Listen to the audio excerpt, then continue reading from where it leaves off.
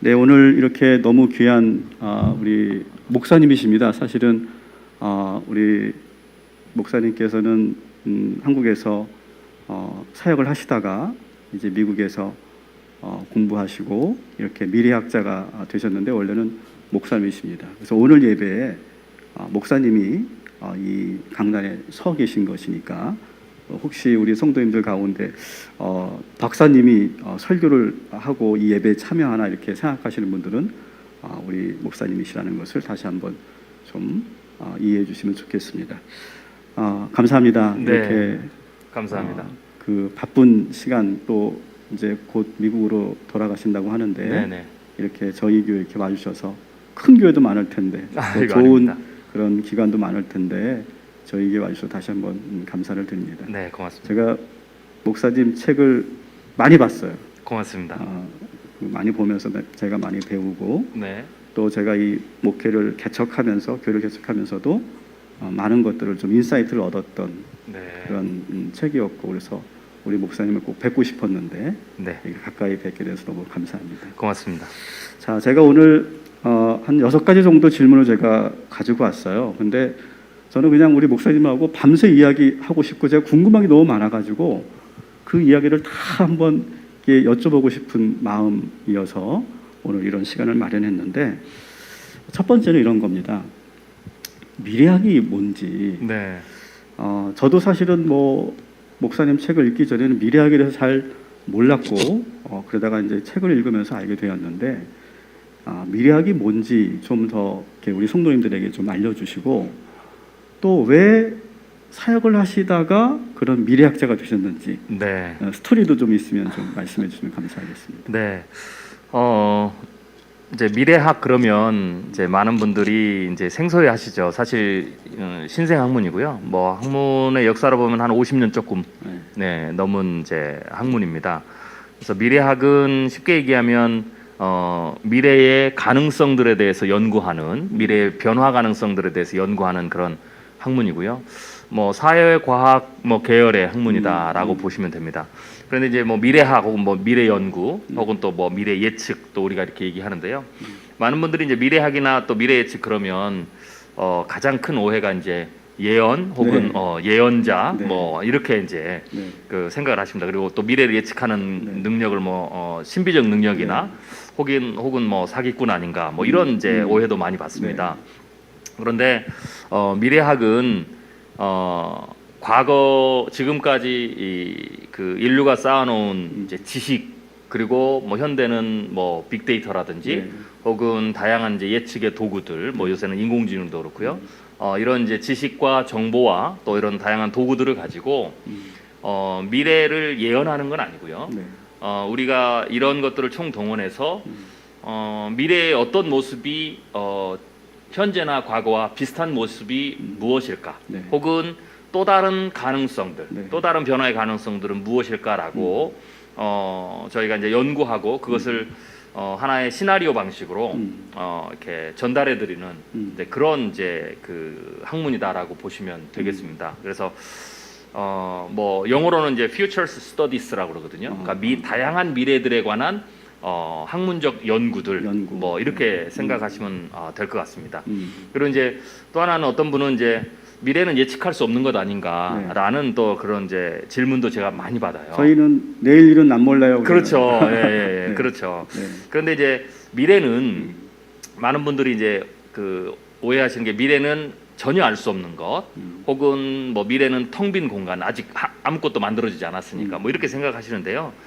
미래는 그렇지 않습니다. 미래는 텅 빈 공간이 아니라 이미 어떤 특정한 것들은 이미 정해져 있어요. 예를 들면 쉽게 얘기해서 저희가 아무리 기술이 발달하고 그래서 제가 100세, 120세 살아도 제가 100년 후에는 이 땅에 없습니다. 그렇죠. 정해진 거죠. 그리고 아무리 우리가 생명을 오래 살아도 나이가 들어가면서 우리가 하나님이 정해놓은 섭리에 따라서 우리의 신체도 변화가 되고 우리의 삶도 변화가 되고 우리의 위치들도 변화가 되는 거죠. 그래서 이러한 것들이 어떤 특정한 영역들은 꼭 숙명론이 아니더라도 네, 항구적으로. 이미 그렇죠 이치적으로 네. 예, 하나님 섭리 안에서 이미 정해져 있는 이제 그런 것들이 있죠. 네. 그리고 이제 나머지 부분들은 이제 미래학에서는 아직 정해지지 않은 것들. 그러니까 우리가 어떻게 행동하느냐에 따라서 우리가 무엇을 선택하느냐에 따라서 우리가 미래들이 바뀌어져 갈 수 있는 그런 영역들이죠. 그래서 네. 그런 걸 이제 변화하는 영역이다라고 얘기를 합니다. 그래서 미래는 그 두 가지가 섞여 있다라고 보시면 되는 거고요. 네. 그리고 또 미래에 대해서 미래 예측도 신비 어떤 뭐 특정한 사람이나 네. 혹은 뭐 신비한 능력 혹은 계시받아서. 하나님께, 그렇죠 계시받아서 네. 예, 그런 능력을 가져야만 되느냐라고 생각하는데 그렇지 않아요. 미래 예측 능력은 하나님이 아담과 하와를 만드시고 인간을 만드실 때 우리 모두에게 다 공통적으로 주신 어떤 그 선물, 그렇죠. 예, 능력입니다. 네. 뭐 뇌신경 공학적으로 하면 이제 전두엽에서 하는 네. 일들이고요. 예, 그래서 이 능력은 굉장히 중요해요. 네, 인간이 동물과 다른 여러 가지 다른 능력들이 있는데 그 중에 인간만의 아주 독특한 능력 중에 하나가 뛰어난 능력 중에 하나가 예측 능력이거든요. 네. 그러니까 예언 능력이 아니라 예측 네, 능력이죠. 예측 능력. 네. 그래서 뭐 예를 들면 이런 겁니다. 오늘 우리 금요 모임이 네. 제가 질문을 던지면 몇 시에 끝날 걸로 예측하십니까? 그러면 다 예측을 하시거든요. 네. 네. 이게 지금 예측이 안 되시면 빨리 병원에 가보셔야 됩니다. 네. 그럼 이제 이걸 어떻게 예측하십니까? 네. 물어보면 간단하죠. 오늘 우리가 늘 해왔던 그 시간이 있지 않습니까? 네. 끝나는 경험에 시간, 의해서. 그렇죠. 네. 경험에 의해서 네. 우리가 이제 그걸 패턴이라고 그러고요. 네. 네. 그 다음에 또 계획이 서 있죠. 네. 네, 오늘 뭐 찬양은 어떻게 하고 또 네. 이 시간은 얼마나 하고 네. 뭐 이런 거죠. 네. 그 계획이 있습니다. 그래서 네. 이렇게 우리는 계획이나 음. 혹은 패턴이나 트렌드, 사이클 이런 것들이 이제 확실성의 요소라고 그러거든요. 네. 네. 확률적으로 일어날 가능성이 굉장히 높다라는 거죠. 그런 걸 가지고 우리는 예측을 해요. 그래서 이 예측을 한다는 건 시나리오를 세우죠. 네. 우리가 언제쯤 끝날 거다. 음. 그리고 이제 또 거기에서 시나리오를 또 여러 가지를 세워요. 그거보다 좀 일찍 끝날 거냐, 늦게 끝날 거냐. 네. 네, 그렇게 해서 우리가 몇 가지를 그려놓고 이걸 이제 우리가 쉽게 얘기하면 시나리오 하면 어려운데 경우의 수라고 보시면 됩니다. 그 경우의 수를 세워놓고 우리가 그것을 가지고 의사결정을 해요. 그러니까 이 예측이 안 되면 네. 의사결정이 안 되죠. 그렇죠. 내가 언제 집에 돌아가야 될지, 네. 집에 돌아갈 때 뭐 어느 길로 가야 될지 이런 걸 전혀 예측이 안 되면 네.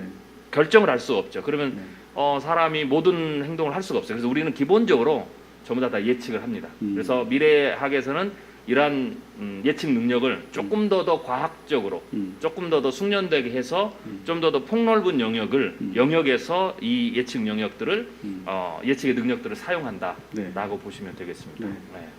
아주 뭐 지금 짧은 이야기 안에 정말 많은 그런 미래학의 기본적인 그런 개념들이 네네. 이렇게 잘 정리해 주셨다 생각하는데 그냥 개인적인 질문일 수도 있는데 네.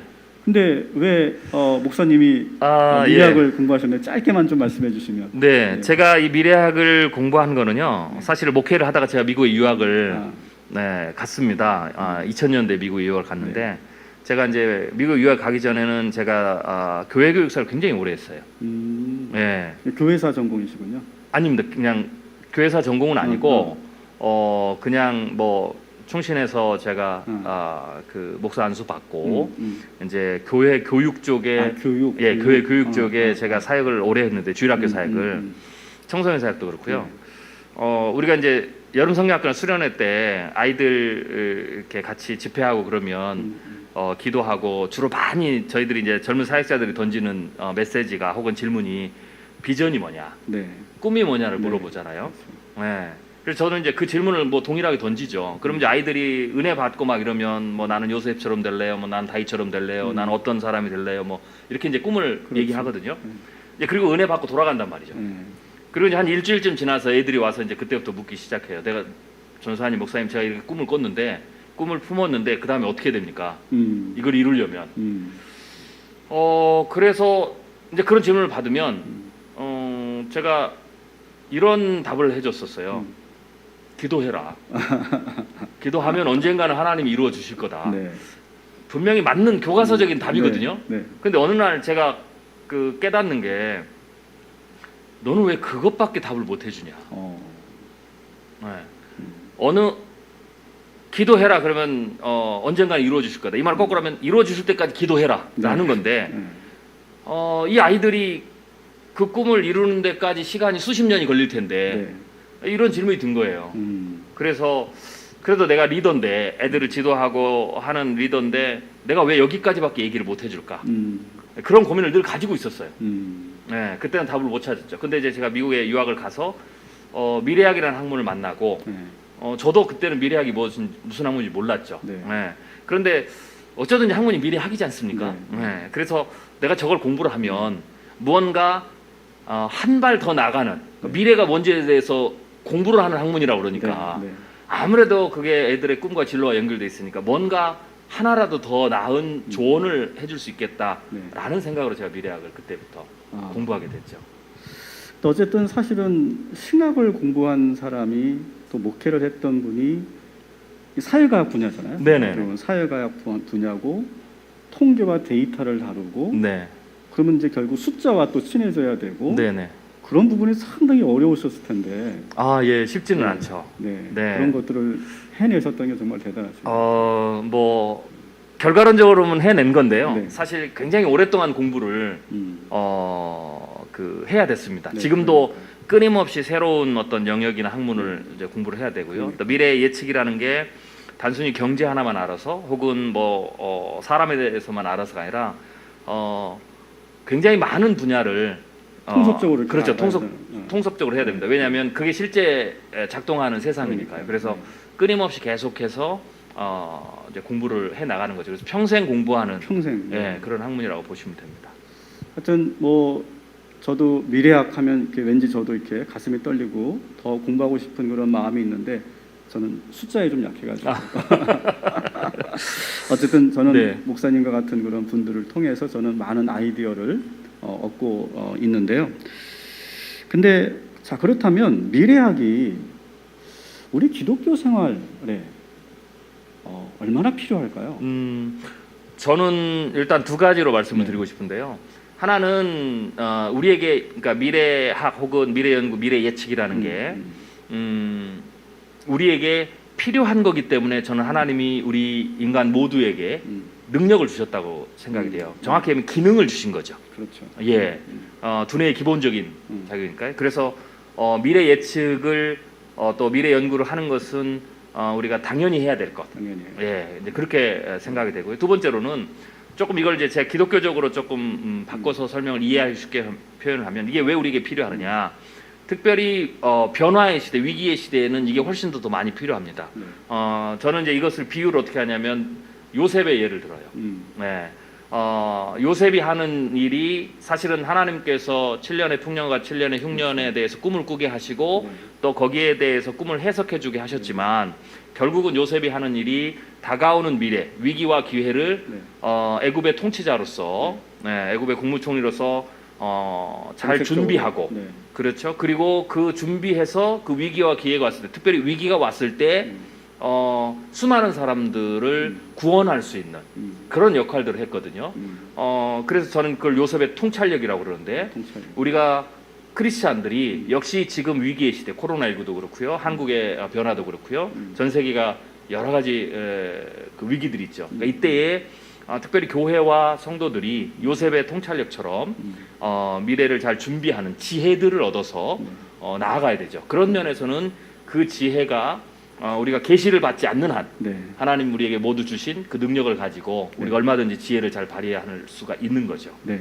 저도 사실 이제 요셉의 그 7년 흉년과 7년 풍년 그 대목을 놓고 설교를 한 적이 있었는데 제가 묵상하면서 제가 놀라웠던 것은 요셉의 그 해석 능력보다 더 놀라운 것은 해석을 했어요. 네네. 근데 총리가 돼서 그걸 정책으로 만들어서 그렇죠. 사실 얼마나 많은 저항이 있었겠습니까? 네네. 풍년이 났을 때 막 쓰고 싶고 막 퍼달라고 할 텐데 그렇죠. 그걸 곳간에 딱 닫아두고 그 저항을 이겨내고 또 기근이 왔을 때는 수많은 사람들이 막 원성이 있을 때 그것을 잘 감당하면서 그렇죠. 또 그것을 위기를 극복하는 그럼요. 실행 능력. 예. 나는 그것까지가 상당히 요셉의 대단한 능력이다. 네네. 이렇게 생각이 들더라고요. 그렇습니다. 네. 근데 또 한 가지 궁금한 거는요. 이게 성경을 보면 이제 요셉이 그런 하나의 그런 미래학적인 그런 통찰을 주는 하나의 모델로 볼 수도 있고, 우리 이제 성경에 보면 예언자들이잖아요. 네네. 이 예언자 그룹이 어쩌면 그 시대의 미래학자들이 아니었을까요? 네. 뭐 그렇게도 볼 수가 있죠. 그렇게 볼 수 있을까요? 뭐 성경에는 이제 뭐 하나님께서 직접 나타나서 말씀을 하시거나 혹은 꿈을 꾸게 하시거나 뭐 하는 이제 그래서 하나님의 뜻을 우리가 받아서 네. 선지자들이 예언자들이 또 하나님의 사람들이 가르치고 또 선포하고 그랬죠. 근데 이제 우리가 조금 구별해야 될 것은 지금은 이제 계시가 다 완성된 시기이기 때문에 그렇죠. 하나님이 직접적으로 그때의 선지자들처럼 뭐 사도 요한처럼 네. 환상을 보여준다거나 네. 직접적으로 말씀을 주시거나 그렇게 하지는 않습니다. 네. 그러면 이제 지금은 우리가 어떻게 살아야 네. 하느냐라고 했을 때 하나님 주신 이 지혜, 네. 예측 능력이나 이런 지혜들을 잘 활용하고 네. 그리고 성경에 기반을 두고 성경이 우리가 그래서 예측을 사용하는데 혹은 통찰력을 발휘하는 데 굉장히 중요한 그 밑바탕이 되거든요. 네. 밑그림이 될 수 있는데 네. 그걸 통해서 그리고 또 우리가 기도하면서 성령의 조명을 받아서 네. 우리가 교회와 또 크리스찬과 또 한국과 또 세계를 위해서 우리가 좋은 지혜들을 발현할 수 있게 되는 거죠. 그래서 지금은 그 부분을 조금 구별해서 또 사용하시면 좋을 것 같습니다.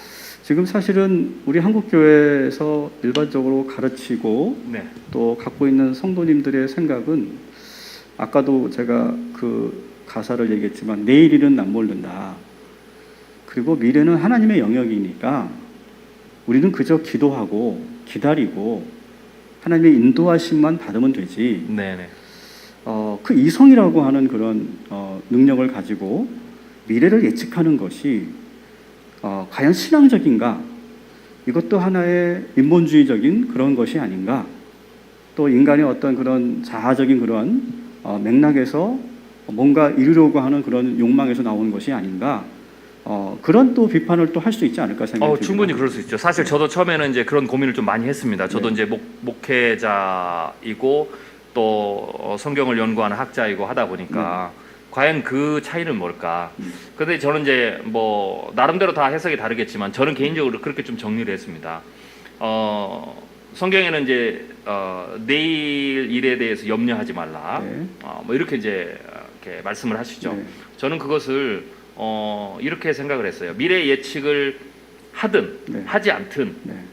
우리는 인간은 믿음이 약하면 내일을 염려하게 돼 있습니다. 그렇죠. 사실 그것도 예측이잖아요. 그렇죠. 네, 엄밀히 말하면. 이제 그렇지만 그 부분은 우리가 내일에 일어날 일에 대해서 내일에 일어날 위기야 이런 부분에 대해서 우리가 믿음을 잃지 말고 주께서 우리를 보호하고 지키시고 계시니 담대하라. 네. 또 우리가 그 부분에서 용기를 내고 희망을 가져라. 네. 소망을 잃지 마라라는 그런 부분으로 받아들이고요. 네. 또 여기에 플러스 더해서 우리가 예측 통찰력을 더 발휘하면 우리가 훨씬 더 지혜롭게 일을 할 수가 있죠. 그래서 저는 미래에 대해서 연구하고 예측하는 게 미래에 대해서 염려하지 말라라는 부분과는 조금 결이 다른 부분이 아닐까.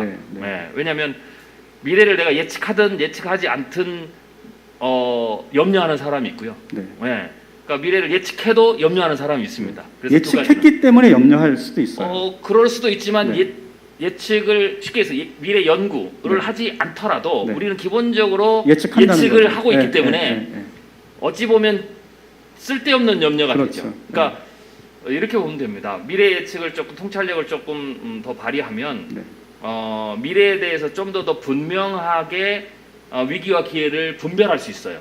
그런데 이런 겁니다. 제가 이제 이런 비유를 들은데요. 우리가 이제 뭐 수련회나 이런 데 가면 뭐 담력 테스트도 하고 놀이동산 가면 뭐 이렇게 막 이렇게 그 뭐죠? 뭐 귀신의 집 같은데 뭐 애들 놀이동산 뭐 갑자기 막 이렇게 요령이 떨어지고 뭐 확 나오잖아요. 그런 데를 가 보면 언제가 가장 염려가 많고 두렵냐면 모를 때입니다. 그렇죠.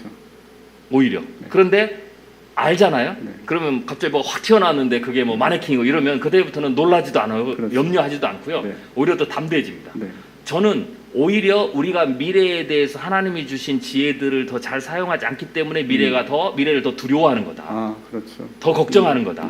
우리가 조금만 더 다가오는 현실과 주의를 우리가 제대로 보고 또 하나님이 주신 지혜로 잘 보면 오히려 염려할 것이 굉장히 많이 줄어들고 그리고 더 나아가서 미래에 대해서 우리가 준비를 더 잘할 수 있죠. 네. 그러니까 위기도 더 줄일 수 있는 거죠. 네. 그래서 그런 부분에서 이 두 가지는 저는 충돌하지 않는다라고 저는 네. 개인적으로 그렇게 정리를 좀 했습니다. 네, 저도 뭐 저기 목사님 말씀에 동의하고요. 근데 저는 이제 또 다른 관점에서 한번 네네. 그런 질문을 한번 그럼, 드려봤던 예. 거라고 생각하고요. 우리 성도님들께는 좀 부탁을 드리면 혹시 이런 기회 많지 않으니까 여러분 질문이 있으면 한번 이렇게 댓글로도 좀 달아주시면 저희가 그 질문, 뭐 많은 질문은 우리가 소화 못하겠지만 또 우리 목사님께서 또 좋은 또 지혜를 주시지 않을까 그런 생각이 듭니다. 이제는 우리가 이제 미래 예측을 이제 좀 해보려고 합니다. 네네. 우리의 영적인 어떤 하나님이 주신 이성의 능력으로 우리의 미래 어떤 미래냐? 이 코로나 상황 오늘의 핵심 주제라고 말할 수 있을 것 같은데 이 코로나 상황이 우리 한국 교회와 우리 신앙생활에 어떤 변화를 줄까요? 너무 폭넓은 말이긴 네, 좀 하지만 폭넓은 이제 질문이신 것 같은데요. 일단은 그러면 한번 교회적으로 교회적으로요. 한편은 위기고요. 네, 위기고. 네, 그리고 한편은 굉장히 어떤 뭐 좋은 도전의 기회. 저는 그렇게 생각합니다. 저희 사실은 목회자들은 위기 의식밖에 못 그렇죠. 느끼거든요. 사실은 네. 이게 솔직히 기회다. 여기까지 사실 가기가 네네. 어렵고 아마 이것은 다른 업종을 하고 계시는 뭐 사업을 하시거나 뭐 직장 생활을 하시는 분들에게도 이게 기회다까지 가기는 참 어려울 텐데 그렇죠. 저희들도 상당히 목회자들도 위기 의식을 느끼고 있거든요. 많이 위기 의식이. 그래서 기회다라고 하는 것이 네네. 좀 새로운 것 같아요. 뭐 저는 좀 이렇게 생각을 합니다. 네. 세상이 좋을 때든, 그러니까 경기가 호황일 때든, 네. 혹은 세상이 안 좋을 때든, 불황일 때든, 저는 이렇게 생각을 하는데요. 예를 들면은 호황기라도 경기가 좋더라도 얻는 게 있지만 잃는 게 있고요. 그렇죠. 경기가 안 좋더라도 불황이라도 혹은 위기라도 잃는 게 있지만 얻는 것도 있다라고 네. 생각이 돼요. 요셉의 7년 흉년과 풍년에서 마찬가지로요. 네. 7년의 흉년이 왔지만 사실은 얻는 게 굉장히 많았거든요. 네, 하나님의 구속사적인 사역을 이루는데 굉장히 중요한 역할을 했다든지, 혹은 지혜롭게 그 준비를 하면 어떻게 된다든지 뭐 여러 가지. 네. 그리고 오히려 애굽의 경우에는 요셉의 그 준비 덕택에 사실 성경에 쭉 나오는 이야기들을 보면 전 세계에 있는 사람들이 먹을 게 애굽밖에 없으니까, 그러니까 준비된 위기지만 준비된 것이 애굽밖에 없기 때문에 결국은 거기에서 자기의 생존을 위해서 자기가 가진 돈을 가지고 가서 곡식을 사고 집을 가서 팔고 뭐 이런 일이 있거든요. 패권을 잡게 그렇죠. 되는. 그래서 애굽의 입장에서 보면은 정말 위기고 실제로 엄청난 7년의 풍년을 잊어버릴 만큼의 극심한 7년의 흉년이었지만 애굽도 흉년이 당연히 들었겠죠. 그렇지만 잘 준비했기 때문에 오히려 그 위기 가운데 애굽은 위기가 끝난 이후에 혹은 위기 과정 속에서 더 강력한 국가가 됐죠. 쉽게 얘기해서 그 당시에는 사람이 직접 나가서 칼과 창, 병기를 들고 피 흘리며 싸워야 영토를 늘릴 수 있는, 지배력을 늘릴 수 있는 시대인데 애굽은 전혀 칼 한 번 쓰지 않고 피 한 방울 흘리지 않고 사실은 전 세계를 지배하는 능력을 그때 얻었거든요. 위기 때도 그게 이제 위기 때 우리에게 주는 지혜라고 생각이 돼요. 즉 이번에 코로나 사태도 우리 목회자들과 성도님들께서 어쩌든지 간에 이 코로나 전국은 하나님의 섭리 안에서 진행되고 있는 거니까 우리가 그걸 받아들여야 됩니다. 받아들여야 된다. 그렇죠. 일단은 받아들여야 됩니다. 이건 뭐 사탄이 장난하는 게 아니고 사탄은 뭔가를 창조하거나 자기 마음대로 주도할 수 있는 게 아무것도 없습니다. 사탄이 유일하게 할 수 있는 것은 우리를 속이는 것밖에 없죠. 현상을 잘 이해 못하게. 그러니까 이것은 전체적으로 큰 틀에서는 어쩌든지 간에 우리가 잘 이해를 못하지만 하나님의 큰 섭리 안에, 구원의 구속사의 큰 섭리 안에 있다라고 우리가 받아들이고, 그리고 나서 우리가 잃는 것만 지금은 한 3개월, 한 5, 6개월은 우리가 한국교회나 성도들이 잃어버리는 것에만 너무 관심을 가졌어요. 그렇죠. 예배를 잘 우리가 모여서 드리고. 잘 못 드린다든지 그것부터 시작해서 여러 가지 사역들 네. 우리가 하지 못하는 사역들 이런 것 때문에 그게 사실은 잃어버리는 거잖아요. 그것도 영원히도 아니에요. 당분간 잃어버리는 거예요. 네. 못하는 거. 그런데 우리가 거기에 계속 신경을 썼었죠. 그런데 앞으로는 저는 조금 이제 부탁드리고 싶은 게 잃은 것도 있지만 얻을 것도 있고 이 위기 때 거꾸로 이 위기이기 때문에 회복할 수 있는 것도 있고 이 위기 때문에 우리가 새로운 사역을 열 수 있는 것도 있거든요. 그래서 그런 부분에 우리가 조금 우선 집중하는 것이 오히려 좀 더 낫지 않을까. 그리고 어찌됐든지 간에 7년의 그 극심한 흉년도 지나갔듯이 네. 이 코로나 전국도 지나가면 결국은 지나간다. 그렇죠. 우리가 다시 기존에 못했던 것은 회복할 수 있는 거죠. 그러면 오히려 지나간 이후에 더 큰 사역의 영역과 또 성장이 있죠. 왜냐하면 기존의 것들은 이제 지나가면 다시 회복될 거고 자연히 그리고 이 위기 동안에 우리가 새롭게 회복한 게 있고 또 새롭게 사역을 넓힌 게 있기 때문에 그것도 역시 위기 이후면 우리가 또 계속 유지될 거니까 오히려 그 두 개가 합쳐지면서 위기 이후에는 더 좋아질 수 있죠. 그래서 우리가 그렇게 생각하는 게 좋을 것 같고요. 단 조건은 네. 걱정만 하지 말고 네. 미래에 대해서 우리가 통찰을 좀 하고 네. 그리고 잘 준비해야 된다는 거죠. 요셉처럼. 그러면 저는 분명히 그렇게 준비를 잘하고 잘 대응한 교회는 요셉에게 주셨던 그 놀라운 은혜와 역사가 네. 충분히 저는 이번에도 재현될 수 있다라고 저는 믿고 있습니다. 지금 일단은 먼저 좀 그 미래의 어떤 그런 그 긍정적인 이야기를 하기 전에 네네. 그래도 한 번은 좀 짚고 넘어가야 될 부분, 좀 어려운 그런 내용들. 먼저는 우리가 이 온라인 예배라고 하는 개념을 뭐 물론 그 전에 90년대 제가 학교 다닐 때도 사이버 교회, 네네. 사이버 공간에 대한 어떤 제가 공부도 하고 페이퍼도 써고 했었는데 이렇게 본격적으로 온라인 예배가 빨리 찾아올 줄 몰랐고 네. 이렇게 됐을 때 과연 직접 몸으로 예배하지 않고 이렇게 온라인상으로 예배를 드리는 이런 상황들을 목사님이시니까 신학적으로 이걸 어떻게 받아들여야 되는지 그런 혼란들도 목회자들과 평신도들에게 다 있는 것 같아요. 그렇죠. 네. 신학적으로 볼 때 혹은 또 성경적으로 볼 때 가장 완벽한 예배는 네. 커뮤니티죠. 네. 커뮤니티가 돼야 되죠. 그 네. 사람들이 온라인이 아니라 실제로 모여서 네. 서로 터치하고 네. 또 서로 얼굴과 얼굴을 보고 네. 또 커뮤니티 공동체 안에 있는 여러 가지 교제들도 네. 하는 것 이게 가장 완벽한 예배죠. 네. 그래서 그것을 부인할 수는 없는 거고요. 네. 그렇지만 우리가 현재 상황이 그걸 하지 못하는 상황이 될 수 있죠. 네. 그러면 그렇게 하지 못하는 상황에 우리가 그냥 처했다라고 받아들인 게 좋아요. 왜냐하면 예를 들면 인류의 역사를 보면 늘 이렇게 우리가 공동체로 실제 세상에서 이렇게 보고 대면하면서 예배를 드렸던 적만 있었던 게 아니거든요. 네. 핍박 때문에 혹은 네. 여러 가지 이유들 때문에 네.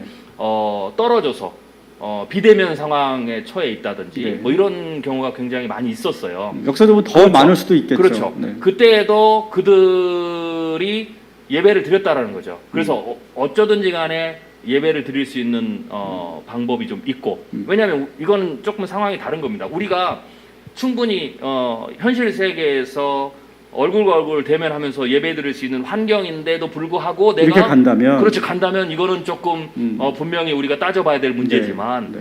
현재 우리 한국교회 혹은 지금 전 세계가 네.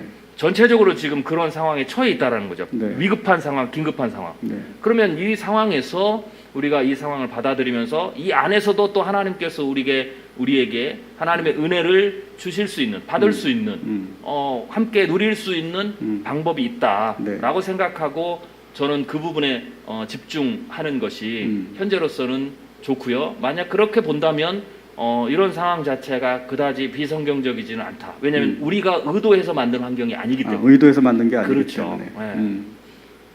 의도해서 만든 것이 아니기 때문에 지금 이 상황을 빨리 수용하고 그렇죠. 이 상황에서도 우리가 우리의 예배를 포기하지 않고 우리가 가져갈 수 있는 그런 방법들을 그렇죠. 끊임없이 찾아가는 네. 그런 노력들이 필요하다. 예를 들면 북한도 그렇고 사람들이 모여서 예배드리지 못하는 그런 상황이 있을 때에 그때 또 주시는 하나님의 은혜가 있거든요. 그때에만이 회복시키는 하나님의 특별한 사역도 있거든요.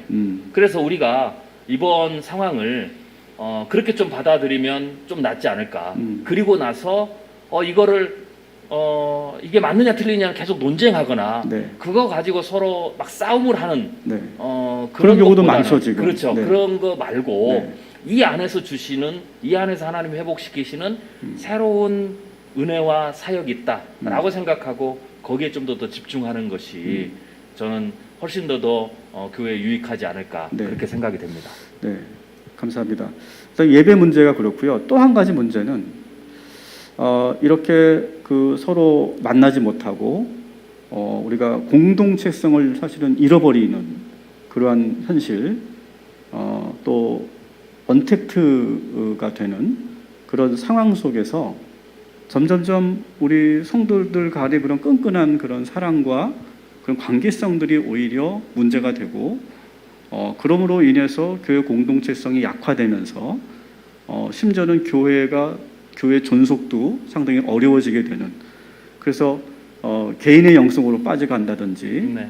뭐 교회사적으로 본다면 어떤 무교회주의자와 같은 그런 개인의 영성으로 가는 그런 상황으로 가지는 않을까라고 하는 우려도 사실은 있죠. 네. 네. 그런 우려가 사실 없지는 않고요. 또 네. 실제로 그럴 가능성도 충분합니다. 있다. 그런데 가능성이. 충분히 있고요. 그런데 저는 오히려 그런 부분들보다는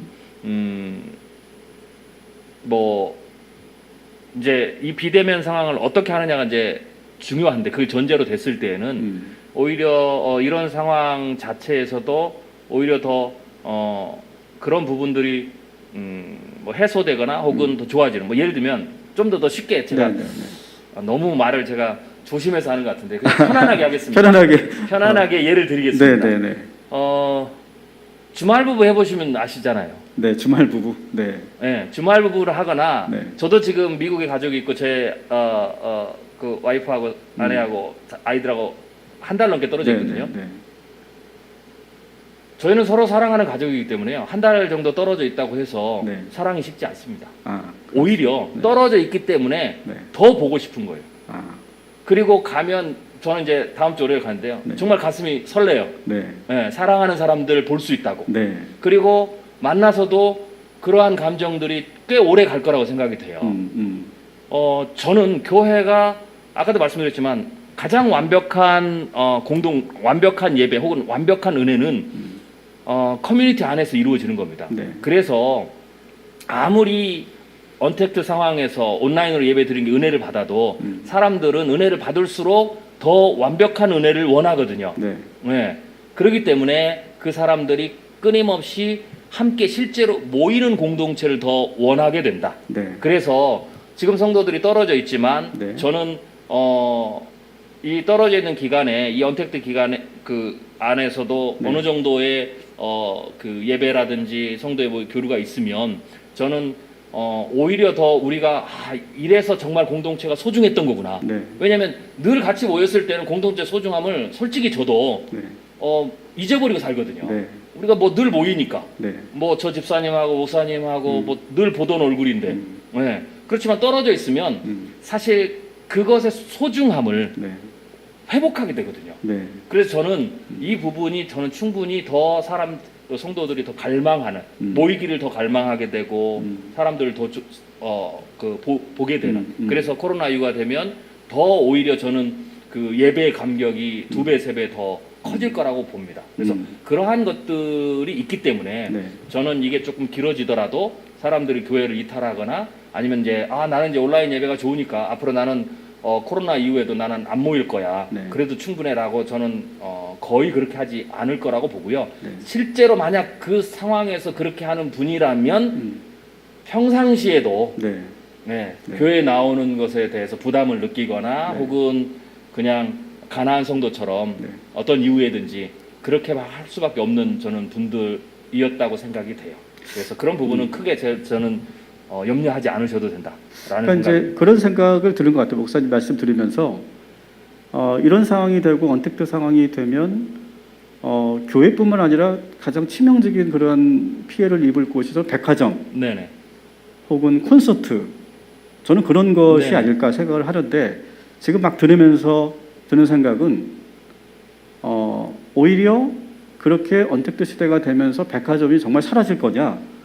저는 사라지지 않을 것 같고요. 아, 그럼요. 더 어쩌면 실제로 네. 뭔가 그 백화점 안에서 더 누리고 싶고 직접 만져보고 그렇죠. 직접 대면해보고 싶은 욕구. 네. 그리고 콘서트장을 지금 못 가고 다 음원으로만 보고 있는데 방송으로만 콘서트를 보고 있는데 직접 그 현장에 가서 더 생생한 어떤 그런 그 공연의 그 맛을 느끼는 욕구도 같이 커질 것이다. 그럼요. 실제로 이제 소비 같은 경우에는 그걸 이제 경제학에서 뭐라고 그러냐면 보복 소비라고 그래요. 네네. 그러니까 지금 코로나 제1차 유행 때, 대유행 때 중국도 그렇고 한국도 그렇고 모든 나라가 이렇게 그 자가격리를 하거나 사회적 거리두기를 했잖아요. 네. 그래서 여행도 가지 못하고 네. 마음 놓고 쇼핑도 못하고 소비도 못했단 말이죠. 네. 그런데 이게 풀려나니까 중국에서도 그렇고 우리나라도 그렇고 이제 풀리니까 어떻게 생각하고 그냥 이걸 이제 거의 보복을 하다시피 하는 폭발적으로. 폭발적으로 네. 한다. 그래서 네. 이름이 보복 소비라고 할 네. 정도로 네. 폭발적으로 거기에 가는 거죠. 네. 그러니까 어떤 분들은 또 그렇게 얘기해요. 코로나 때문에 여행을 안 가는데 이제 여행 사업은 끝났다. 네. 비행기 항공 산업도 끝났다. 사람들이 코로나 이후에도 여행을 안 다닐 거다. 저는 절대로 그렇게 생각하지 않습니다. 네. 오히려 아마 여러분들이 지금 아마 속으로 내가 반드시 그러니까 여행에 대한 갈급이 더 커져서 끝나기만 하면 내가 가야 되겠다. 뭐 네. 이런 생각들을 많이 하고 계시죠. 네. 그게 사람의 모습입니다. 네. 그래서 사람이 언택트 환경으로만 절대로 살 수가 없습니다. 오히려 인간은 하나님이 우리를 사람과 사람을 만나고 공동체 안에 있고 하는 것 이것을 통해서 우리가 굉장히 큰 기쁨과 은혜를 받을 수 있게 네.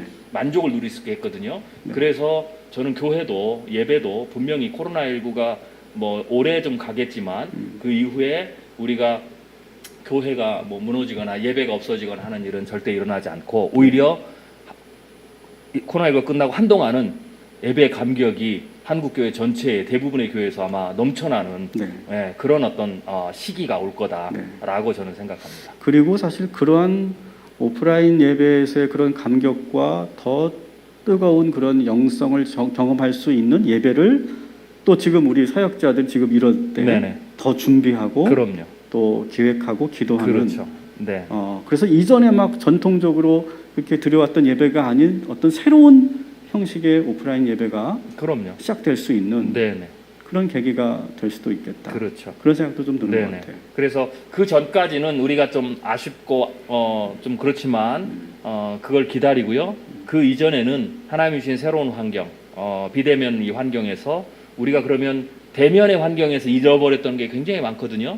그래서 그것을 거꾸로 도전하고 회복시킬 수 있는 그런 것들을 우리가 좀 찾아야 되고 해야 되는 겁니다. 그래서 뭐 그게 대표적인 첫 번째가 저희가 지금 얘기 나눴듯이 이미 벌써 그런 게 회복이 되고 있거든요. 왜냐하면 갈망이잖아요. 네. 내가 저렇게 우리가 함께 수백 명이 함께 모여서 이 예배 드리고 찬양하고 메시지 듣고 막 뜨겁게 기도하는 이 살아있는 현장이 정말 내가 예전에 몰랐는데 너무 소중하거나 라는 걸 이제 깨닫기 시작했잖아요.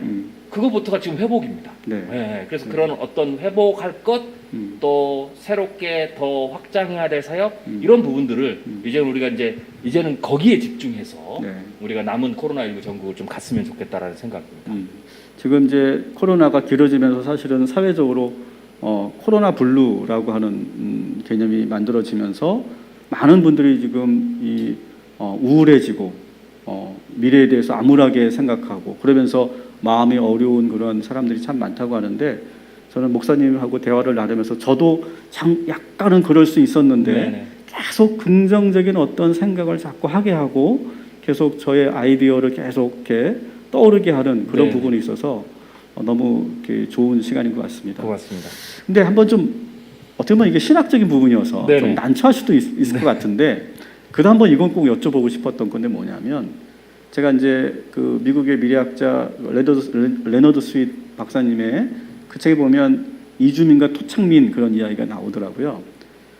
근데 사실은 이런 언택트 시대의 이러한 그 낯선 이 관계 방식은 사실은 우리 어린 세대들 지금 이제 청소년에 있는 세대들은 그거를 이미 하나의 관계로 그렇죠. 이미 그렇게 살고 있었잖아요. 네. 근데 저희들은 토착민이 아닌 이민자니까 우리는 만나지 않으면 이건 관계가 아니고 우리는 꼭 만나야 이것이 관계라고 생각하는 어떤 그런 고정관념에서 네네. 그것이 이제 우리도 무너지는 것 같아요. 아 이것도 관계구나. 그렇죠. 이것도 소통이고 네네. 이런 사이버 공간 속에서 이렇게 서로 함께 하는 것이 만난 거구나. 그렇죠. 만남에 대한 다시 한번 그런 정립을 좀 하게 되는 네네. 그런 생각이 아마 저뿐만 아니라 많은 기존의 우리 장년 성도님들도 똑같은 생각일 텐데 그래도 좀 그 예민한 질문은 그런 사이버 공간 그 속에도 하나님이 계실까요?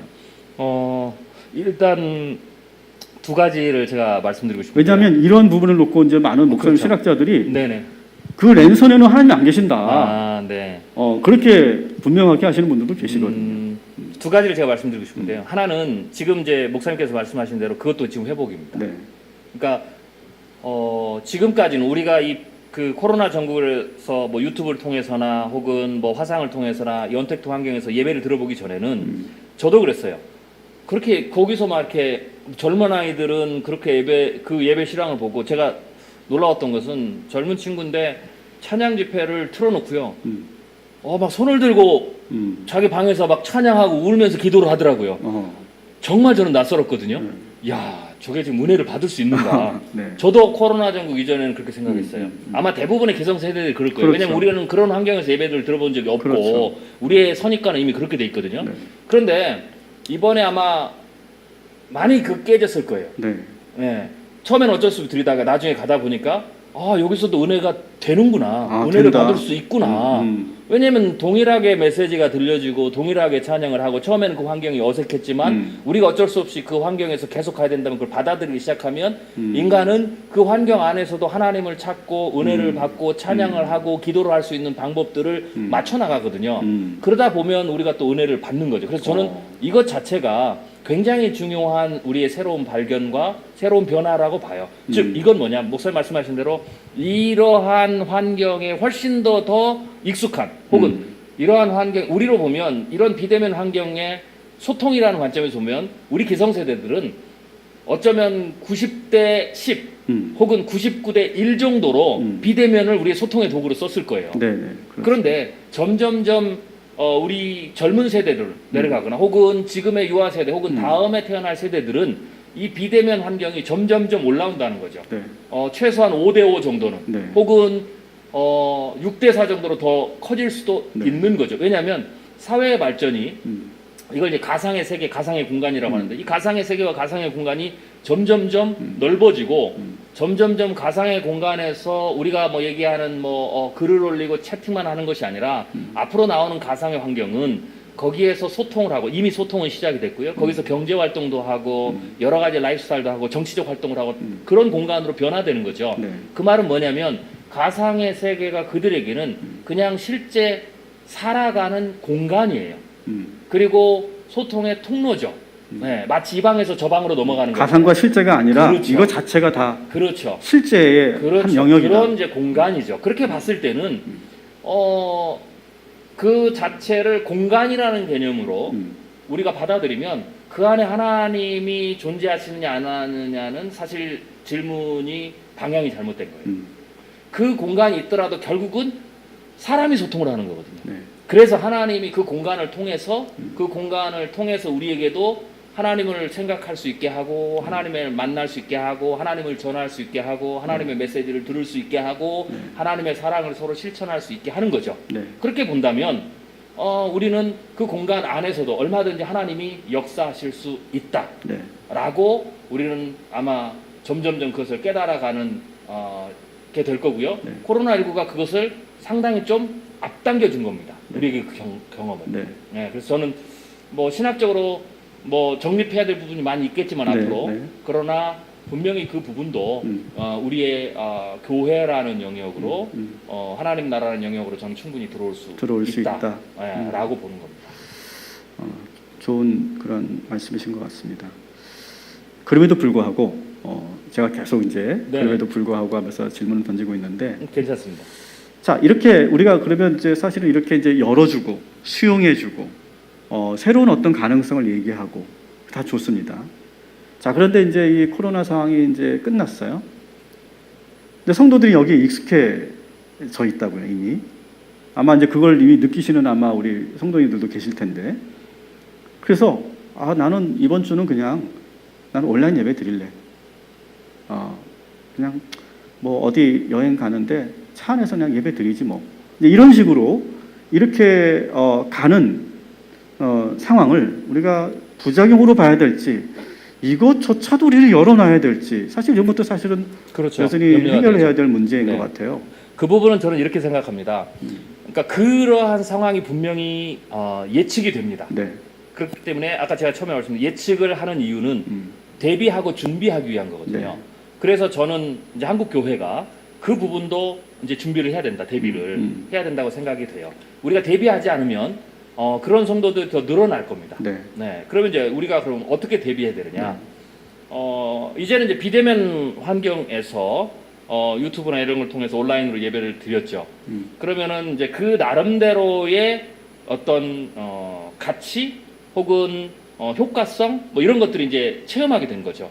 그렇다면 앞으로는 그럼 한국교회가 뭘 준비해야 되냐? 저희가 이제 계속해서 저희가 강조하고 있듯이 예배의 완전한 모습은 하나님을 만나고 교회의 완전한 모습은 현실 세계에서 공동체가 모였을 때거든요. 그러면 저는 이 코로나19 이후에는 한국교회가 그 점을 한국교회 교회 예배 안에서 현실 세계 예배 안에서 그 점을 부각시켜야 된다. 그 점을 확실하게 잘 드러내야 된다. 그러면 성도들이 그 만족은 결코 언택트 환경에서 얻을 수가 없거든요. 그렇기 때문에 저는 충분히 그러한 부분으로 다시 언택트 환경이 열려도 자기가 어쩔 수 없이 외국에 출장을 간다거나 그러면 안 드리는 것보다는 언택트 환경이 좋은 거고 예. 그렇지만 나머지 영역들은 내가 일부러 나는 이제 온라인 예배가 있으니까 나는 이번 주에 안 가도 되고 가도 되고 이런 선택은 하지 않을 거다. 단 그 조건은 온라인 예배가 아니라 오프라인 예배에서 현실 세계 예배에서도 내가 이거는 현실 세계 예배만 가야 느낄 수 있는 은혜야. 감동이야. 뭐 이런 부분들을 교회가 명확하게 성도들에게 전달해주면 저는 그 문제는 자연스럽게 해결되지 않을까. 만약 그렇지 않고 성도들이 그렇게 빠져나간다면 그건 분명히 현실 세계 예배와 온라인 예배의 차별점을 전혀 못 느꼈기 때문에 그렇기 때문에 그런 선택을 좀 더 쉽게 할 수 있는 상황이 될 거라고 봅니다. 그래서 그 부분은 얼마든지 우리가 해결할 수 있는 그 부분이라고 부분을 생각됩니다. 우리의 책임으로 그렇죠. 가져가야 된다. 예. 사역자들의 그렇죠. 목회자들의 책임으로 가져가고 그렇죠. 그러한 그 오프라인 예배에서 그 온라인 예배에서 경험할 수 없는 그 은혜와 그 감동을 준비하는 그런 그렇게 예배가 해야 되죠. 네. 돼야 된다. 예를 들면 이게 쉬운 예가요. 많은 사람들이 가상 공간 안에서 인터넷 쇼핑을 하다 보면 이제 사람들이 매장에 안 갈 거라고 처음에 생각을 많이 했어요. 그런데 오히려 백화점을 더 가게 그렇죠. 되고. 예. 그런데 지금은 온라인 기업조차도 심지어는 아마존조차도 현실 매장이라든지 혹은 온라인에 기반한 기업들도 현실의 매장이라든지 현실의 비즈니스를 같이 병행합니다. 그래서 미래에는 처음에는 오프라인이 있다가 온라인이 치고 와서 오프라인이 죽을 줄 알았는데 이제는 두 개가 합쳐지면서 미래는 그 두 개를 다 갖는 그렇죠. 비즈니스만 살아남거든요. 두 개를 다 갖는다. 그렇죠. 근데 그 두 개를 다 갖는 이유는 분명하게 그들도 온라인과 오프라인에서 경험할 수 있는 걸 정확하게 구별을 해요. 네. 그래서 이거는 온라인에서 하면 충분한 것은 온라인으로 다 가고요. 이거는 오프라인은 거꾸로 이거는 오프라인에서만 얻을 수 있는 그게 이제 대표적으로 경험하는 거죠. 네. 네. 뭔가를 경험하고 만져보고 하는 그런 온라인에 줄 수 없는 거거든요. 네. 그런 쪽을 강화를 시키면서 비즈니스를 조금 더 올거나이즈를 새로 하면서 성장하거든요. 저는 우리의 사회가 온라인과 오프라인이 이제 병존하는 사회이기 때문에 이제는 교회의 신앙생활이나 혹은 교회 종교생활이나 여러 가지 것들이 온라인과 오프라인을 우리가 이제 조금 구별해서 서로의 특색을 훨씬 더 강조시켜서 두 가지가 다 함께 우리의 사회가 안으로 들어오고 함께 살 수 있고 성도들이 모든 영역에서 각기 다른 은혜와 경험을 할 수 있어서 더 나은 신앙과 더 큰 은혜의 경험으로 저는 충분히 갈 수 있고 이제는 가게 해야 된다라고 생각이 듭니다. 그래서 아마 코로나19 이후에 변화가 된다면 바로 교회도 그런 영역, 그 두 가지를 잘 독특하게 잘 융합하고 살리는 교회가 훨씬 더 사역에 힘을 받지 않을까 그렇게 생각이 듭니다. 네. 아주 좋은 그런 말씀이시고요. 자, 이제는 좀 더 그러면 이제 목사님께서는 미래학을 공부하셨고 또 다양한 어떤 그런 정보와 다양한 아이디어가 있으실 것 같아요. 그래서 그냥 순서 없이 지금 막 떠오르는 대로 네네. 이런 걸 교회에서 하면 좋겠다. 또 이런 것을 한번 도전해 보면 좋겠다. 요즘 현재 트렌드와 요즘 상황이 이러이러한데 이런 것들이 가능하지 않겠냐. 이런 어떤 제한점들을 계속 한번 이렇게 네네. 쭉 그게 주시면 저희들이 그것을 뭐 심도 있게 오늘은 다루지 못하더라도 그냥 한번 툭툭 던져만 주셔도 저희들이 되게 많은 것들을 좀 얻을 수 있을 것 같다는 생각이 들어서 네네. 뭐 그런 미래학적인 그런 관점에서 미래 사회가 이렇게 바뀌는데 이런 것들에 대한 어떤 제한들 그런 것들을 좀 말씀해 주시면 좋을 것 같습니다. 네네. 네, 이런 사실은 비대면 환경, 이 언택트 환경이 만들어진 이유는요. 사회 변화가 기술 변화가 그렇게 돼서 그래요. 네. 네. 그리고 그만큼 그런 기술 변화가 됐지만 그만큼 그러한 환경이 편리하고 필요하기 때문에 그렇거든요. 그러니까 이 말은 좀 더 쉽게 얘기하면은요. 교회로 적용하면 모일 수가 많이 없는 상황이에요. 네. 현대 사회가. 네. 아예 그걸 이제 받아들여야 된다. 그렇죠. 네. 네. 제가 어렸을 때만 해도 청소년부 뭐 주일학교 다니면 청소년부 하면 토요일 날 하루 종일 교회 와서 살았고요. 주일날도 하루 종일 있었고요. 네. 성도님들도 교회 생활하는 게 많았죠. 그런데 그게 당시에는요. 지금처럼 학교에서 공부 안 시켰고요. 그렇죠. 교회에서 다 공부했습니다. 그렇죠. 저도. 예. 그리고 그 시간이 있었던 거예요. 네. 교회 와서 할 수 있는 시간이 네. 있고. 네. 그리고 사실 그 당시에는 한국 사회가 맞벌이 사회가 아니었어요.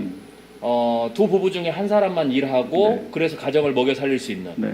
그렇기 때문에 특별히 우리 여성 성도분들은 집안일도 하지만 교회에 얼마든지 좀 더 시간을 많이 낼 수 있는 그래서 올 수 있는 환경이 돼 있어요. 근데 지금은 맞벌이 시대란 말이죠. 둘이 같이 일해야 되는 거고 아이들도 공부 시간이 더 늘어났고 학원을 가야 되고 그래서 우리의 주위의 환경 자체가 이제는 모이는 거를 뭐 싫어하는 뭐 마음도 있지만 사실 모일 수 없는 환경이죠.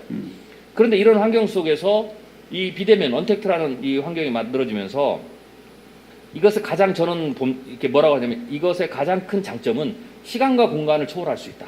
시간 공간을 초월할 수 있다. 네, 시간의 한계 때문에 시간의 장벽 때문에 혹은 공간의 장벽 때문에 우리가 모일 수 없었던 만날 수 없었던 소통할 수 없었던 거를 이 비대면 환경이 온라인 환경이 우리에게 그걸 회복시켜 줄 수 있는 거죠. 그래서 저는 코로나19 때 이 부분에 대해서 강제적으로 지금 전 세계가 경험을 하는 거거든요. 그게 6개월이 됐든 1년이 됐든 혹은 2년이 됐든 그래서 이 강제적 환경 속에서 우리가 그런 부분에 대해서 조금 더 여러 가지 시행착오를 겪어서 네. 발굴을 하면 좋겠다. 네. 예를 그러는 거죠. 그러면은 코로나19 이에 이것을 활용하면 시간과 공간의 한계에도 불구하고 더 많이 만날 수 있고 더 많이 배울 수도 있는 거죠. 오히려 더 많이 만날 수 있다. 그렇죠. 네. 그래서 예를 들면 신방사역도 마찬가지입니다. 네. 쉽게 해서 바로 떠오른 게 신방사역이 네. 예전처럼 할 수가 없잖아요. 네. 왜냐면 신방을 가도 다들 집에 안 계시니까 네. 직장에 가 있고 또 직장에 가서 돌아오시더라도 저녁에는 피곤한데 네.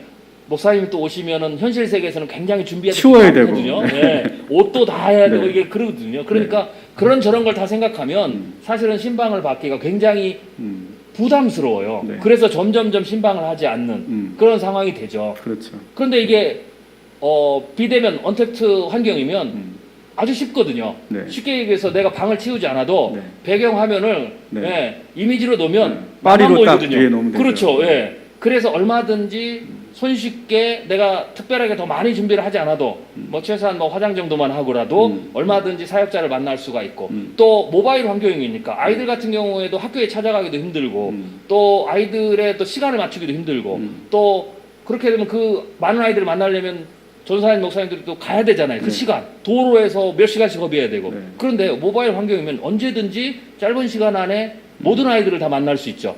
그러니까 이게 없었다면 어차피 못할 거였는데 네. 이게 있음으로 인해서 우리가 이런 사역들을 다시 회복시킬 수 있는 거죠. 회복시킬 수 있다. 그렇죠. 중요한 것은 얼굴과 얼굴을 대면하고 보면 가장 좋겠지만 네. 그렇지 못하는 경우에는 네. 우리가 소통은 계속 유지해야 될 수 있죠. 네. 그리고 말씀에 대한 교육도 그렇고요. 새벽 예배도 마찬가지입니다. 올 수 있는 분과 없는 분이 있지만 네. 언택트 환경으로 하면 또 역시 새벽 예배도 할 수가 있고 네. 자기 가정에서요. 네. 그리고 저는 또 이제 이런 부분을 굉장히 강조를 하거든요. 이번에 코로나19 전국으로 비대면 이 환경, 언택트 환경에서 저는 가장 우리에게 가장 큰 기회 중에 하나는 가정사역의 회복입니다. 가정사역이. 네. 특별히 가정 예배 회복. 저는 이제 교육부서를 오래 했기 때문에 저희가 이제 늘 생각하는 게 아이들 교육에 신앙 교육에 있어서 세 가지의 트라이앵글이 있는데 하나는 교회고 그리고 가정이고 그리고 학교다. 그런데 학교는 일반 교육 공교육으로 넘어가면서 이제 점점점 막히기 시작하고 가정은 아이들이 바쁘고 뭐 여러 가지 환경 때문에 포기하고 또 이제는 그게 안 하다 보니까 부모들이 아이들을 가정 교육을 어떻게 시켜야 될지 가정에서 예배를 어떻게 드려야 될지 경험도 부족하고 하자니 어색하고 하는 방법도 모르고 예, 그 한두 번 교회에서 할 수 모든 있고, 신앙교육은 그렇죠. 다 예, 그런 거죠. 그래서 교회만 남았는데 이게 비대면 환경 속에서 이제는 하다 보니까 가정에서 아이들이 함께 모여서 부모가 함께 모여서 주일날 예배 드리고 뭐 비단 예로 아이들이 교회 와서는 막 떠들고 이러면 영유아버지 집중을 못 하시잖아요, 예배. 그렇죠. 그런데 자기 집에서 아이들을 떠들든 예배 드릴 수 있고 또 거기에 아이들이 또 같이 모여서 부모와 예배 드릴 수도 있고 하는 어떤 그런 것들이 일어나죠. 근데 그게 한두 주가 아니라 앞으로 6개월이 됐든 1년이 됐든 계속 하다 보면 저는 코로나19가 끝나면 전부 다 교회 예배로 들어오지만 그 방식을 그대로 유지하면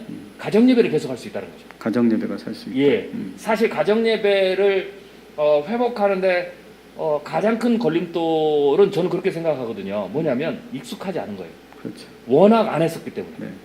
그런데 코로나19로 6개월이든 1년이든 우리가 어쩌든지 간에 가족들이 모여서 예배를 드렸으니까 이게 이제 익숙해졌거든요. 네. 그러면 그 환경을 그래서 공예배는 우리가 와서 드리지만 가정예배나 혹은 아이들과 함께하는 가정의 신앙교육은 교회가 지속적으로 앞으로 코로나 이후에도 계속해서 온라인 콘텐츠를 만들고 온라인으로 통해서 하면 당연히 익숙한 거기 때문에 그냥 연장하면 되거든요. 네. 그러면 그 이후에도 가정교육에 가정신앙교육에 이런 것들이 다 회복될 수 있죠. 저는 이게 굉장히 강력한 네. 어떤 그 회복 그리고 강력한 어떤 코로나19를 통해서 교회가 가장 크게 얻을 수 있는 유익함이라고 저는 생각이 돼요. 네. 이게 쉽지 않거든요. 네. 그것도 교회 전교인을 대상으로 한 번에 일시적으로 이걸 회복시키는 것은 코로나19가 아니면 저도 사역하고 목사님도 해보시고 다 하시면 굉장히 힘든 거거든요. 그렇죠. 네. 네. 그래서 저는 그런 부분들이 얼마든지 있다. 그래서 그런 부분들까지 좀 멀리 생각하면 네. 굉장히 좋을 것 같다라는 생각이죠. 뭐 새로운 그런 이렇게 아이디어를 더 이렇게 네네.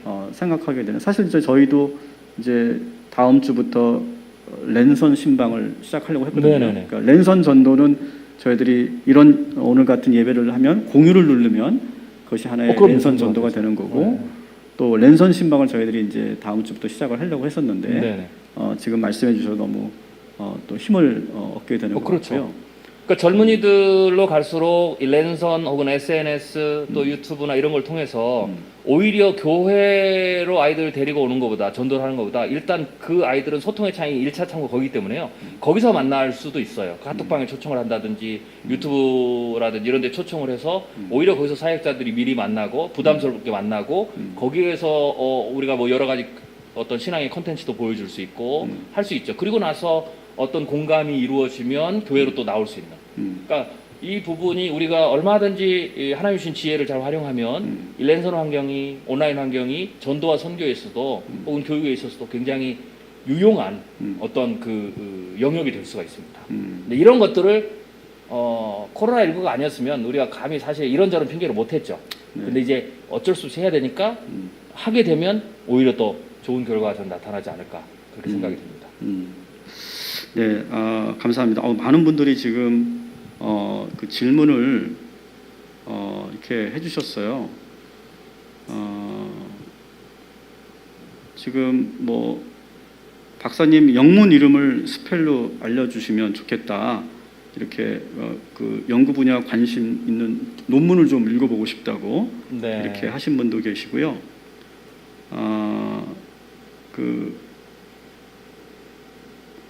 또 뭐 그대로 읽어볼게요. 코로나 상황이 기존의 그리스도인들에게는 함께 모여 하는 것이 얼마나 소중한지를 알게 하는 기회가 된다는 것에 공감합니다. 그런데 불신자들에게는 코로나 상황이 오히려 교회에 대한 거리감과 불신으로 이어지는 것은 아닌지, 네. 그들에게 앞으로 어떻게 복음을 전하고 교회로 인도할 수 있을지 그런 고민을 좀 이렇게 네. 질문하셨어요. 저도 사실 이것도 사실 고민이거든요. 네. 많이 우리 교회 이미지가 지금 훼손됐잖아요. 네. 그러니까 저는 이제 이렇게 말씀드리는데요. 지금 사실 코로나 전국이 많은 분들이 종식 얘기가 나오는데 사실 지금 코로나가 종식이 된 게 아니에요. 전체적으로만 한 4분의 1 정도밖에 안 왔거든요. 네. 백신이 나오기 전까지는 이 코로나 전국은 계속해서 유지가 됩니다. 그리고 제2차 대유행이 올 가을 겨울에 아주 크게 와요. 그리고 내년 봄에 3차 유행이 오고요. 그래서 백신이 나오지 않는다면 이미 기정사실을 하신 거예요? 아니요. 그게 네. 지난 100년간의 백신이 없고 인간의 면역력에 항체가 없고 전 세계로 유행이 된 팬데믹 된 네. 새로운 인플루엔자 바이러스가 있을 때는 거의 예외 없이 이게 이미 뭐 예. 이전에 과거에 그럼요. 있었던 그런 네네. 그렇게 상황이니까. 유행을 하게 돼 있습니다. 그래서 3번의 대유행을 거치거나 혹은 4번의 대유행을 거쳐서 사실은 종식이 돼요. 네, 그러면 종식이 왜 그러면 그 단계를 거쳐도 되느냐? 바이러스는 뭐 이번 코로나19도 그렇고 이미 증명이 된 거고 스스로 사라지지 않아요. 바이러스가 한번 발병을 하면 그래서 전염을 시작하면 바이러스는 인간의 30%나 혹은 60%가 감염이 돼야 종식이 됩니다. 그런 얘기가 있죠. 그렇죠. 네. 이번에도 마찬가지고요. 항체가 좀 만들어지고. 그렇죠. 네. 네. 바이러스가 스스로 사라지지 않기 때문에 여름이 돼도 사라지지 않습니다. 그러면 단계로 인간이 전염이 그러니까 바이러스에 감염이 돼서 항체가 생기게 집단 면역이 생기는 거죠. 그 방법이 2가지가 있는데 하나는 말 그대로 우리가 그냥 사회적 거리도 안 하고 풀어놔서 그냥 감염이 돼서 되는 거죠. 이게 이제 이번에 스웨덴이 그런 방식을 썼다가 포기를 했죠. 네, 그거는 네. 굉장히 많은 사망자를 내기 때문에 윤리적으로 받아들일 수 그렇죠. 없는 방법이에요. 네. 그리고 다른 방법은 인위적으로 감염을 시키는 거죠. 네. 그게 사실은 백신이거든요. 네. 그렇기 때문에 이 백신을 쓰지 않는 한 절대로 바이러스가 사라지지 않아요. 그렇기 때문에 그런 것까지 다 고려한다면 대체적으로 한 3번이나 4번 정도의 그 종식이 되죠. 이번에도 그렇게 비슷하게 될 것이다라고 보는 게 이번에는요. 좋죠. 잠깐만요. 이번에는 그러니까 사실 우리는 이게 끝나야 된다, 끝날 거다라고 생각하면서 지금 교회도 그렇고 모든 성도들도 다 그렇게 생각하면서 기대하고 있는데 그렇죠. 지금 하시는 말씀은 뭐냐면 이건 길어진다. 길어지죠. 생각보다 우리가 생각하는 것보다 훨씬 길어지고 어쩌면 코로나와 우리가 같이 살아가야 하는 네네. 방식을 새롭게 지금 해야 된다. 네. 이거는 아마 다른 우리 성도님들이 어떤 사업을 하시거나 어떤 뭔가를 하실 때에도 이거는 분명히 좀 짚고 네. 분명하게 하고 가야 될 부분인 것 같은데, 그렇죠. 네, 그 부분을 제가 짚어드리고 말씀을 계속해 주세요. 그래서 제가 지금까지 이 새로운 환경에 우리가 이제 좀 더 적극적으로 대처해서 이 새로운 환경 속에서 무언가를 우리가 새롭게 얻을 것을 찾아야 된다라고 제가 계속 강조한 이유가 네. 사실 코로나19가 한두 달 끝나면 네. 사실 제가 이렇게 말씀드리지 않아요. 그렇죠. 돌아가면 되죠. 그렇죠. 과거로. 근데 제가 계속 이렇게 강조하는 이유가 기본적으로 최소한 앞으로 6개월, 길면 1년을 이전국으로 더 가고 네. 그리고 자칫 잘못하면 올 가을 겨울이 지금 2, 3, 4월에 겪었던 것보다 더 강력하게 되면 더 강력한 사회적 거리두기를 해야 되는 네. 네. 그래서 어쩌면 꽤 오랜 기간 동안 온라인 예배를 지속적으로 드려야 되는 그게 몇 달이 될지도 모르고요. 이런 상황이기 때문에 이제는 그걸 받아들이고 제가 준비해야 된다라고 네. 말씀을 이제 드리는 겁니다. 네. 그래서 그런 부분이 또 사실 성도들 분들에게는 네. 사실 경제적 문제라든지 비즈니스라든지 여러 가지 다 영향을 미치는 네. 거죠. 네. 그래서 그 부분에 대한 준비를 좀 하는 게 좋고요. 네. 저는 이제 그것과 관련해서 네. 코로나19에서의 교회 역할이 또 하나가 나옵니다. 네. 네. 제가 이제 목회자분들을 만나면 제가 이제 코로나19가 이렇게 계속 지속될 거라는 것을 제가 이제 설명을 드리고 예측을 해드리고 제가 말씀을 드려요. 그럼 탄식 소리가 나오지 않아요? 처음에 한숨 소리 나오죠. 뭐 저도 사실은 걱정이 네. 되고요. 네. 왜냐면 여기에 영향을 받지 않는 비즈니스나 또 사역이나 이런 게 아무것도 없기 때문에. 없으니까요. 네. 그렇지만 전제는 받아들여야 된다는 거예요. 받아들여야 된다. 받아들이고 그리고 나서 오히려 거꾸로 교회가 이 부분에 있어서 이게 위기잖아요. 국가적 위기고 세계적 위기죠. 또 지역사회 위기죠. 성도들의 위기고. 그러면 교회가 앞장서서 이 위기를 부채질하면 안 돼요. 이 위기를 악화시키면 안 되고 그렇죠. 거꾸로 요셉처럼 위기를 미연에 준비해서 대응을 잘해서 위기를 줄여가야 돼요. 아, 저렇게 하는 거구나. 그렇죠. 교회처럼 해야 되겠다. 그래야 교회가 아, 욕을 안 먹는 거고요. 그렇죠. 더 나아가서 그래야 이제는 교회가 존경을 받고 오히려 코로나 위기 때문에 많은 사람들에게 칭찬을 받을 수 있죠. 지금은 교회 때문에 이렇게 그렇죠. 됐다. 교회 때문에 지금 이게 덮어졌다. 교회 때문에 우리가 괜찮아졌는데 확진자가 는다. 이런 얘기를 듣는 거잖아요. 쟤네들 왜 이렇게 고집이 세냐. 그렇죠. 자기들밖에 모른다. 그렇죠. 그런. 그래서 앞으로도 만약에 그렇게 되면 그게 사실은 문제인 거예요. 네. 그래서 앞으로 길어진다면 교회가 코로나19 전국에서 칭찬받는 교회, 더 나아가서는 우리가 미리 준비를 더 잘해서 주위에 고통받는 네. 코로나 때문에 위기가 있는 처한 사람들을 교회가 이제 더 앞장서서 도울 수 있는 1차 위기 때는 서로 다 허둥지둥 됐거든요. 그렇죠, 그렇죠. 그런데 2, 3차는 이제 그러지 말아야죠. 예를 들면 1918년, 1919년 이제 스페인 독감 네. 여러분들 아마 이번 기회에 많이 아셨을 그렇죠, 거예요. 네. 전 세계에서 1,500만에서 한 5천만 명 정도 사망자를 냈거든요. 이번처럼 팬데믹을 했고요. 네. 또 역시 이번처럼 강력한 사회적 거리두기를 했어요. 네. 셧다운도 하고. 그런데 이제 제가 이제 미국의 교회들이 어떻게 했는지 네. 제가 좀 자료를 찾아봤습니다. 네. 그랬더니 그냥 이렇게 보시면 돼요. 지금 일어나고 있는 거 똑같아요. 어떤 교회는 이거는 우리가 목숨을 걸고 예배를 드려야 된다 그래가지고 예배를 드리다가 경찰에 이제 막 잡혀가기도 하고 저기 그 카메라를 좀 봐주고 해주세요. 아, 예. 네. 우리 성도님들. 네. 그 경찰에 잡혀가기도 네, 하고요. 네. 또 아무튼 뭐 어떤 교회는 뭐 교회 안에서 못 드리니까 야외에서 예배를 드리자 그래서 야외에서 또 예배를 드리기도 네. 하고요. 네. 또 지금은 이제 언택트 환경이라 뭐 유튜브나 온라인 쓰잖아요. 네. 그때는 신문이에요. 그러니까 신문에 예배 설교도 싫고 막 이랬어요. 아. 그래서 사람들이 그 신문을 가정에서 보고 예배를 드리고 설교를 그 읽고 똑같네요. 예배를 드렸어요. 오. 그때도 거의 한 2년 정도 갔거든요. 아. 네. 그런데 이제 제가 그런 사례를 보다가 굉장히 제 눈을 사로잡았던 게 뭐냐면 스페인 독감 때 많은 사람들이 죽기도 하고 그때도 지금처럼 전부 다 마스크 쓰고 다니고 막 이랬거든요. 그리고 그때는 또 전쟁이 한참 있었잖아요. 1차 세계대전이. 네. 그래서 주위에 가난한 사람, 고통받는 사람, 과부와 고아들이 굉장히 많았어요. 근데 당연히 그런 사회적 약자들이 이번에도 보면 코로나19에 사회적 약자들이 훨씬 더 많은 피해를 그렇죠. 봤죠. 네. 교회가 그들을 돕는 사례들이 신문에 실렸어요. 아. 그래서 교회도 어렵지만 교회가 그런 위기 가운데 고아와 또 가난한 사람들, 사회적 약자들에게 마스크도 나눠주고 그들에게 먹을 것도 주고 왜냐하면 코로나19 때문에 못 돌아다니잖아요. 네. 그래서 그런 일들을 돌보는 일들을 교회가 하는 것들을 제가 신문 기사를 통해서 제가 봤습니다. 그러니까 이런 부분들이 저는 지금도 마찬가지라고 봐요. 네. 그래서 이것도 기회네요. 그렇죠. 우리가 결정을 해야 돼요. 우리에게 선택이 달렸어요.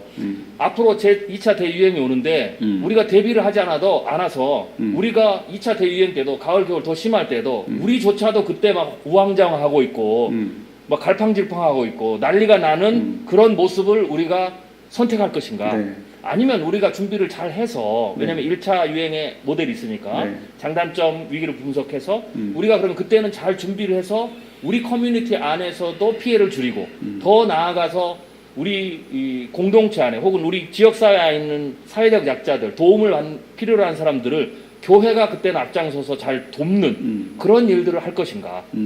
만약 그렇게 한다면 교회가 이번에는 비난의 대상이 되고 언론에 부끄러운 일들이 많이 오르내렸지만 네. 뭐 물론 우리가 원하는 건 아니지만 네. 하기 위해서 안 한 거지만 그때는 교회처럼 해야 된다. 네. 교회가 하는 방식이 이 위기를 극복하는데 심지어는 코로나의 전염의 확진자를 줄이고 사망자를 줄이는데 교회가 모범이다. 저런 사례를 우리가 본받아서 국가적으로 시행을 해야 된다라는 어떤 그러한 좋은 사례들이 나오면 저는 그것 자체로만으로도 한국 교회가 빛과 소금의 역할을 감당하지 않을까. 그리고 실추된 이미지를 회복하는 놀라운 일도 일어나지 않을까 그렇게 생각이 듭니다. 그렇군요. 그러니까 이제 세계가 K 방역에 대해서 네네. 엄청난 찬사와 그렇죠. 그러면서 한국의 그 위상이 올라가고 이미지가 바뀌는 그런 것처럼 교회가 그렇죠. 그런 하나의 좋은 사례를 만들어주고 네네.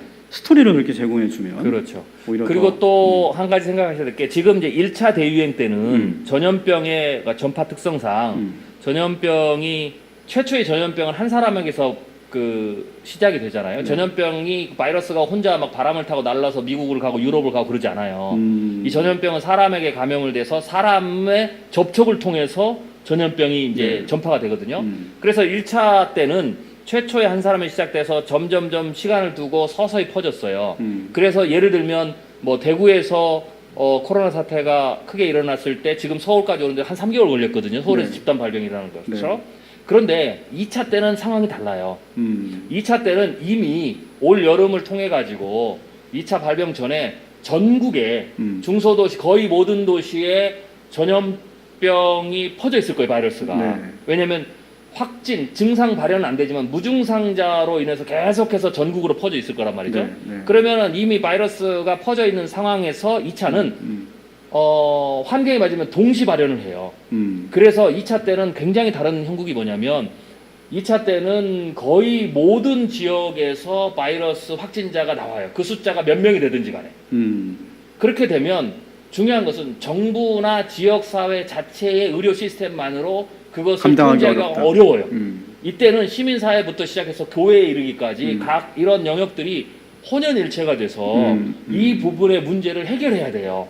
교회가 그 역할을 그렇죠. 그 역할을 해야 교회가 굉장히 잘 해줘야 될 된다. 그런 어떤 상황이 올 거다. 음. 그런 상황일 때 교회가 잘 대비하면 우리가 그리스도의 사랑을 전파하는데도 또 복음을 전파하는데도 또 교회의 어떤 좋은 이미지, 빛과 소금 역할을 하는데도 큰 도움이 되죠. 그래서 양상이 다르기 때문에 아마 그때는 교회 역할이 굉장히 중요한 시기가 될 겁니다. 아주 좋은 그런 통찰이신 것 같아요. 그러니까 어쩌면 우리는 그런 생각이 있거든요. 우린 끝났어 이미. 네네. 이제 선교는 끝났어 이제.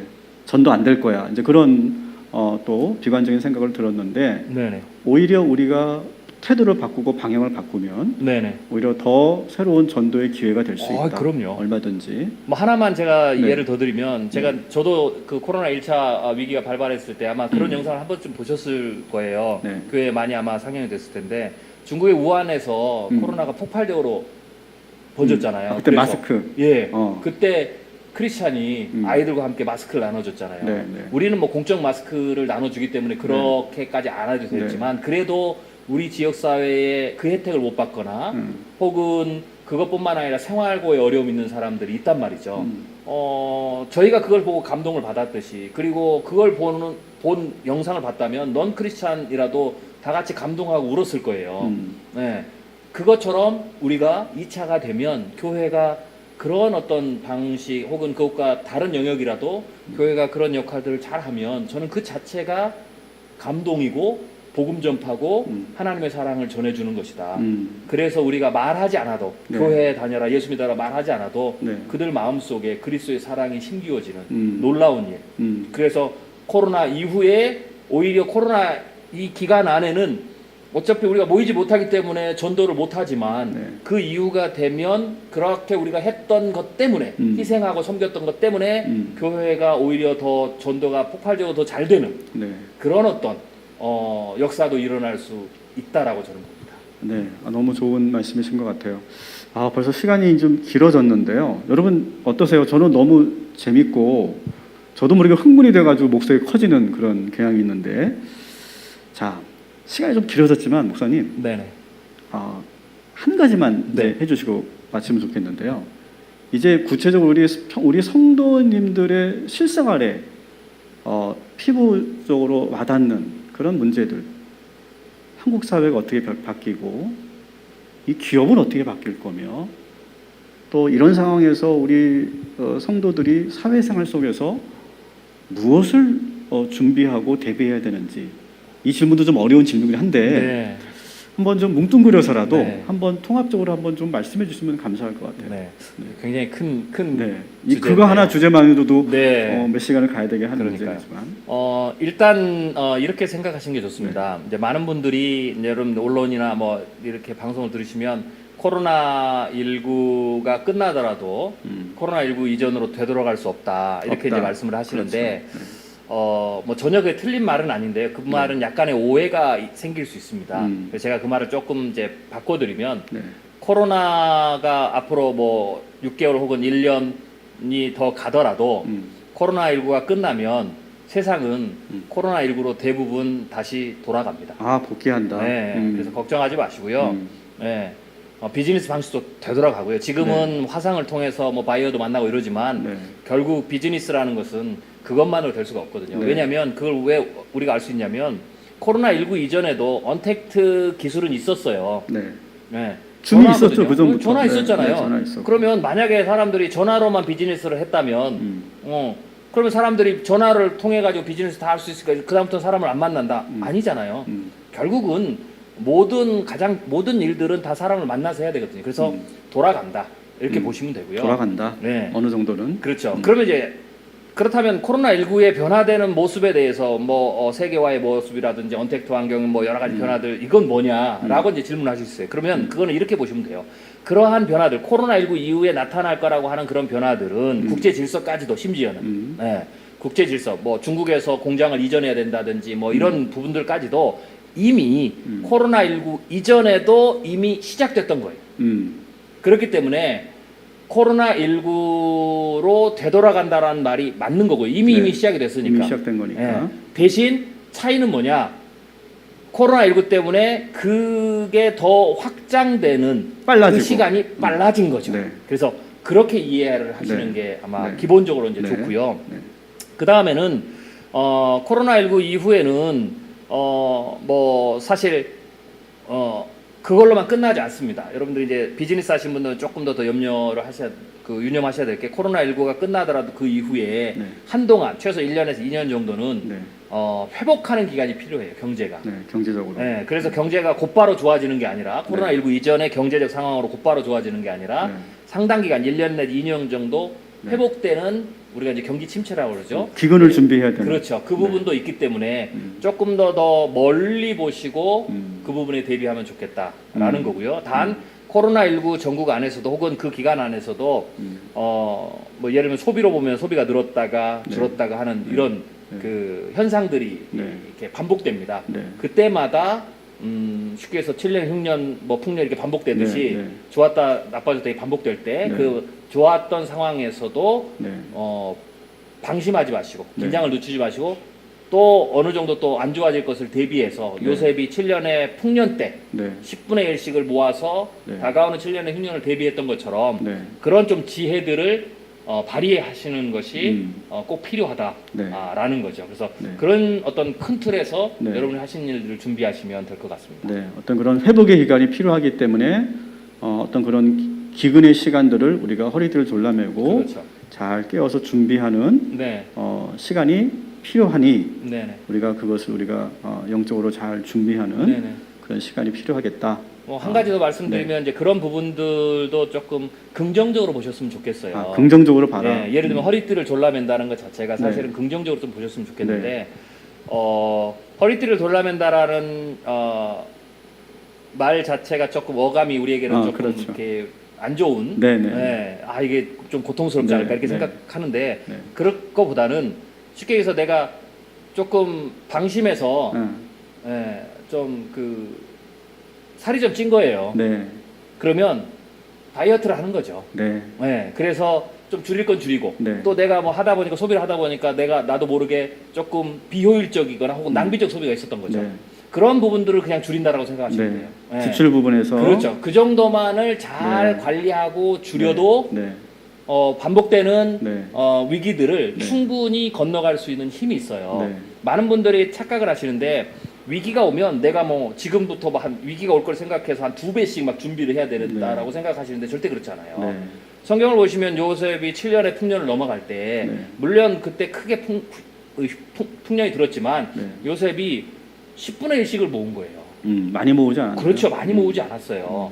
그러니까 10분의 1씩을 모았는데 우리가 뭐 보면 10분의 1 모아가지고 어떻게 7년을 하느냐. 네.